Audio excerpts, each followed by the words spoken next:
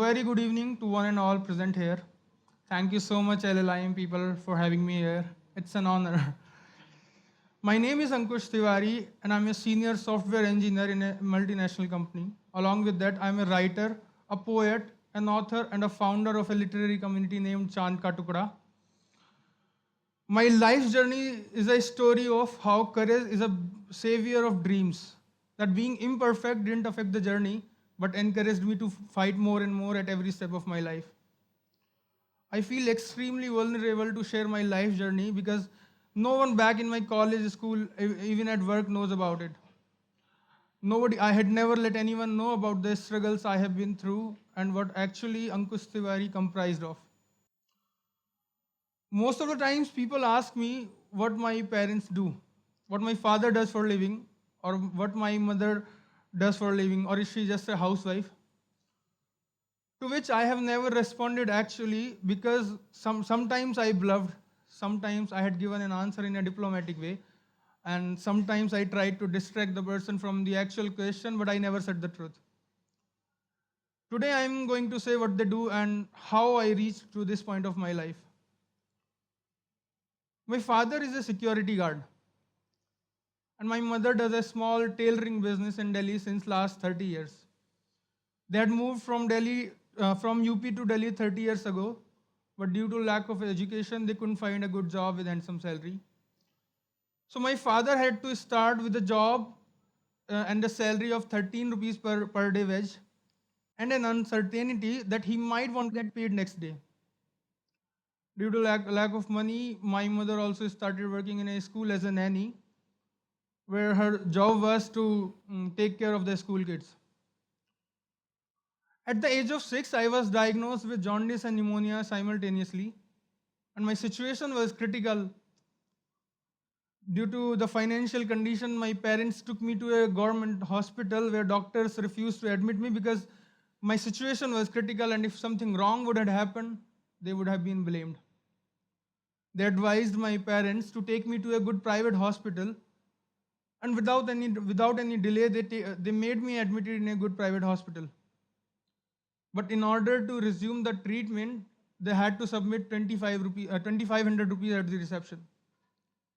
At that time, the total earning of my family was 500 rupees, and five dependent people on those 500 rupees. Me, two of my elder sister, and my parents. It is said when the situation is not right, brain doesn't work. But on the contrary, my mother's brain worked appropriately. She had done her schooling up to third standard. She couldn't continue the schooling because her parents died when she was young and had to marry at the age of 14. Well, in order to arrange the money, she went to a tailoring factory run by a lady, and that was near to my home, and asked, Didi, can I get a 1 year contract work? Because my son's situation is critical and he's hospitalized. I need the money for his treatment. The lady already knew my mother because her son was studying in the same school where my mother was working as a nanny.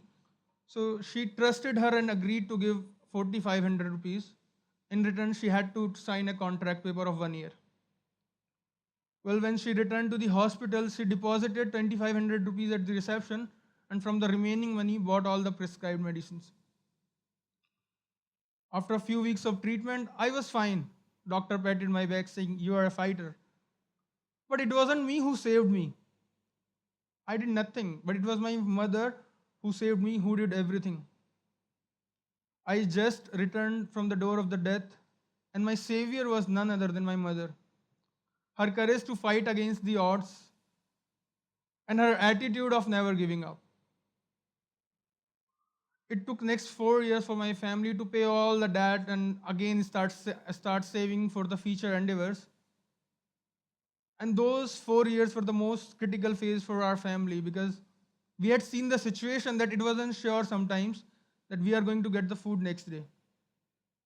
Sometimes we had to survive throughout the day in just one single meal, but we never give up. Since my childhood, I was an avid reader, and this is how I became a writer actually. I was an avid reader to an extent that wherever I go, I always carried at least one Hindi book along with me. I was fond of reading Hindi stories and poems. But Again, to pursue this hobby, money was the issue. The money was the requirement. And I was really very cunning since childhood. And I befriended with a Raddiwala, that is a scrap collector. He was a kind man. After knowing my interest in reading, he offered me a deal that you can take any storybook for a week, and all you have to do is pay 3 rupees per week, and you are supposed to take another book only if you return the previous one. I agreed because I didn't had any other option that time. And this is how I continued and maintained my passion for reading.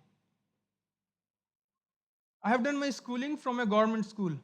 Up to fifth standard, everything was fine and smooth because I was getting free uniforms. Even the fee was nothing. Even the food was free provided. But from sixth standard, I had to shift to a higher secondary school, which was 5 kilometers away from my home. Now 5 kilometers while going and 5 kilometers while returning, and I had traveled those 10 kilometers just by walk for the remaining years of my school life. The benefit I got out of it is that a scrap collector shop was in between my home and school. So I used to visit his shop frequently. Now books were no more available for free, so I got an idea. As I said, I was clever at that time. That why not to buy books from the scrap collector? He'll give me in cheap, in very lesser price. So every year for my schooling from 6th to 12th, I had bought the textbook from that scrap collector in 1/10 of the actual price of the book. Sometimes the books were really very damaged, and even the in between pages were torn, and that's why I had to borrow books from my classmates, even from the teachers, in order to prepare for the exams. I started giving tuitions from 10th standard to manage my expenses because as we grow, the expenses increases.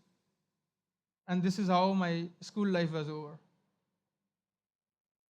Winning must not be the final destination, but holding the courage for continue fighting is. Sufferings helps us in shining like the sun and makes us who we actually are. So we have two choices.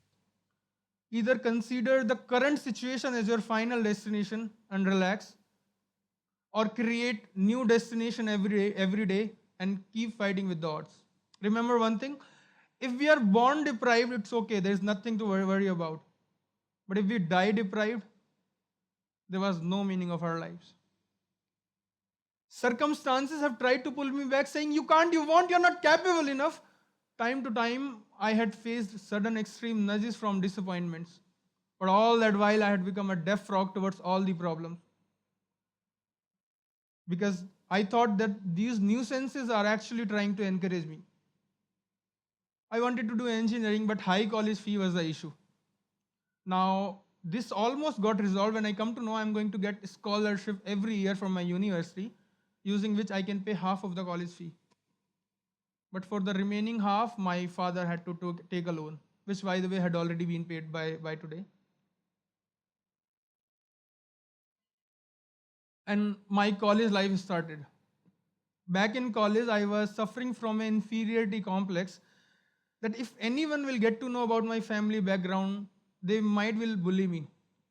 They might will look at me with disgust. And I made myself isolated from everyone and started avoiding general gathering, parties, movies, etc., any interaction with other people. And there were two main reasons. First, if at all anyone will gonna ask me what my parents do, either I had to lie, which I wouldn't have preferred, or say the truth. At that time, I didn't had enough courage to say the truth. Second reason is whenever we are engaged or involved in any of the social gathering, we are supposed to contribute some money or we are supposed to spend some money, which I was already lacking. I almost had no friends in college, and because of this, I had to spend most of the time in college by interacting with professors, reading a book in a corner of a library, or thinking about my future in an empty classroom, due to which my observation and imagination skills improved constructively. And eventually, I started writing secretly. Back in college, nobody knew that I write, and by the time I completed my engineering, I almost had 6 job offers. Actually, I had 6 job offers, exactly. My mother was really very happy, so was I. When I joined my first company, I started writing openly with full sincerity and dedication. And in few months, I got many readers who used to message me that my poetry touched their heart. It reaches to their heart. It's totally relatable to them. They really like and appreciate it, which encouraged me to write a book. After few more months, my social interaction increased to an extent that I come to know about a publisher. I contacted him and discussed the details about my book. And eventually, last year in June, my first book got published, ख्यालों का मैखाना. जब अंधेरा लगे तो खुद को जला लो, दर्द सीने में चुभे तो खुद को हंसा लो, तुम मुसीबत हो और हल भी तुम ही हो, जैसे ही आज दिखे खुद को उठा लो. गला है कोई दुश्मन नहीं है तुम्हारा, जब भी रोना आए थोड़ा सा गा लो. डर लगने लगे हकीकत दास्तां से तो थोड़ा खुद से झूठ बोलो, थोड़ा छिपा लो. ये जिंदगी है, इसका काम रवा रहना है.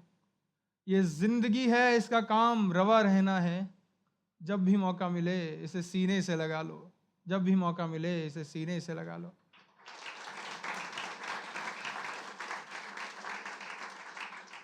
Nothing was perfect, neither I or my parents, even the situation sometimes. But now I'm capable enough that once again I can start from zero and reach to the sky, because I never tried to be a winner, but a fighter who will keep battling with the rough sledding until his last breath. Every obstacle that we come across in life gives us an opportunity to improve, to grow, to nurture our lives. And that is why, after facing many difficulties and challenges, I'm talking about my life journey on TEDx. We grow through hard times. It's just we are supposed to carry trust in our struggle, because struggling is a sign of life. Life is taught me the value of keep trying, and the consequences of sheer dedication can always turn dreams into reality. Thank you. And I would like to end my speech with a poetry written by me, which envisions the significance of growing after going through despair. पल दर पल गिर गिर के चलना आया है, हमें खाक में मिलकर महकना आया है. पल दर पल गिर गिर के चलना आया है, हमें खाक में मिलकर महकना आया है. गर्दिशों में सर पर किस्मत का हाथ ना था, थे कुछ झूठे वादे मगर किसी का साथ ना था. फकत आंसुओं ने बहुत मजबूत बनाया है, आखिर बुरे वक्त ने हमें जीना सिखाया है, आखिर बुरे वक्त ने हमें जीना सिखाया है. समय बेवफा होता है, इसके लिए क्या रोना, बेइंतहा दर्द का दिल में रहना है. दुआ होना रात एक पर्दा है, रोशनी की रुकावट है, गम की घटाओं से जिंदगी में सजावट है. ये पल जो काफिर हो चला है, बीत जाएगा एक रोज, खुशियों का भी सैलाब आएगा. थोड़ा सब्र रखो, वो मंजर जरूर आएगा, जब हर मुरझाया हुआ फूल फिर से मुस्कुराएगा. मेहनत करो आगे बढ़ो, हिम्मत ना हारना, मेहनत करो आगे बढ़ो, हिम्मत ना हारना. कुआं प्यासे के पास खुद चल कर आएगा, कुआं प्यासे के पास खुद चल कर आएगा. राहों में कांटे देख कर रुक मत जाना, बुरे वक्त के सामने बिल्कुल भी झुक मत जाना. सीने की चिंगारी तुम्हारे जज्बात में रहे, परेशानियों से कह दो थोड़ा औकात में रहे. मौत को भी वापसी का रास्ता दिखाया है, इच्छा शक्ति ने हर बिगड़ा काम बनाया है, फकत आंसुओं ने बहुत मजबूत बनाया है. आखिर बुरे वक्त ने हमें जीना सिखाया है, आखिर बुरे वक्त ने हमें जीना सिखाया है. नमस्ते.